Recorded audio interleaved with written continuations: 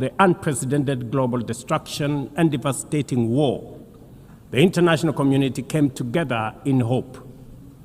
They created this organization, the United Nations, as a shield against the horrors of war, as a platform for dialogue, and as a bridge to a better, fairer, more secure global community. What is often forgotten or not mentioned today is that the United Nations grew out of the failure of the League of Nations that existed between 1919 and 1945. The League of Nations did not collapse for lack of good intentions or noble objectives. Formed at the end of the First World War and as part of the Treaty of Versailles, it was humanity's first attempt to build a permanent international organization to stop aggression and war and bring nations together. Its ambitions were to achieve collective global security, disarmament, peaceful dispute resolution, and cooperation on humanitarian and social issues. Despite these ideals, the League of Nations failed. The United States never joined, other great powers came and went, and without enforcement authority, its condemnation carried little weight. When Japan invaded Manchuria, when Italy marched into Ethiopia, and when Hitler openly defied its rules, the League stood by, helpless and powerless. By the late 1930s, its credibility had collapsed, and with the outbreak of the World War II, it was rendered irrelevant. Madam President, this history is both a lesson and a warning. Institutions rarely fail because they lack vision or ideals. More often, they drift into irrelevance when they do not adapt, when they hesitate to act, and when they lose legitimacy.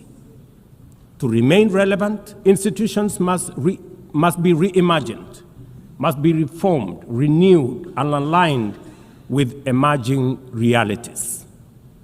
8 decades ago, the founders of the UN sought to correct the failures of the League of Nations by creating a stronger, more inclusive organization anchored in the principles of, and I quote, "We the people of the United Nations, determined to save succeeding generations from the scourge of war," end of quote. Today, we are gathered for the UN at 80. The question is unavoidable. Is the United Nations relevant to the demands of our time? Can it continue to serve humanity in the face of current realities? Or has it become a relic of a bygone era?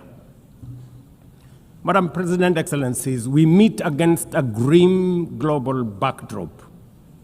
Conflict rages in Eastern Europe, the Middle East, the Sahel, the Horn of Africa, and beyond. Climate disasters grow fiercer by the day. Inequality deepens, pandemics loom, and technological disruptions outpaces governance. Instead of trust, mistrust is spreading. Instead of solidarity, fragmentation is taking root. In place of hope, anxiety fills our global community. We are living, to borrow from the words of the founders of this institution, not in larger freedom, but in growing uncertainty. At this moment of turbulence, when we most need a strong United Nations, the organization faces its deepest crisis in credibility and capacity.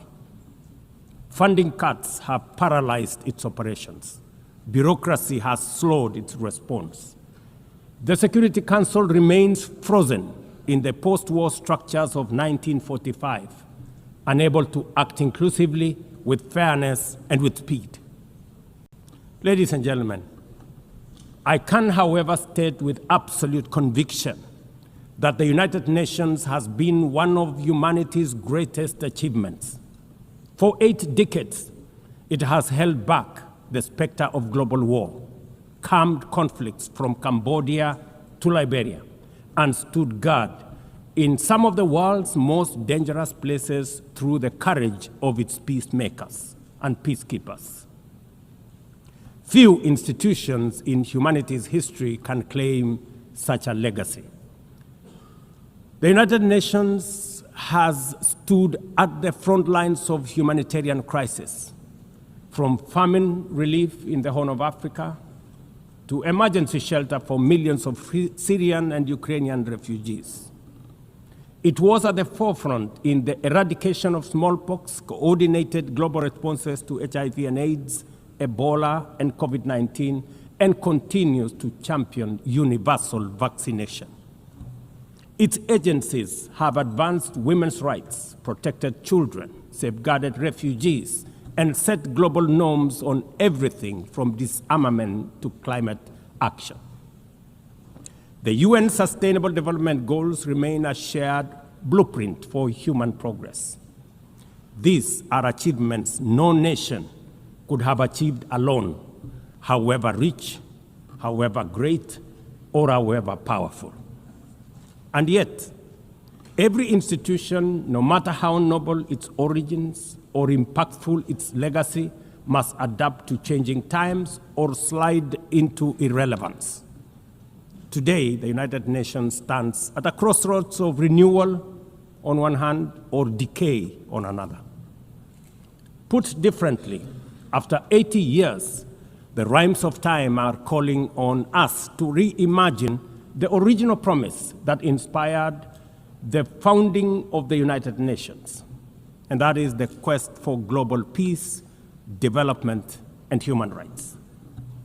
But this call must now be answered in a global context that is profoundly different from the post-war era in which the UN was conceived then. We would be denying the cold, hard truth if we say that the United Nations is delivering as it should.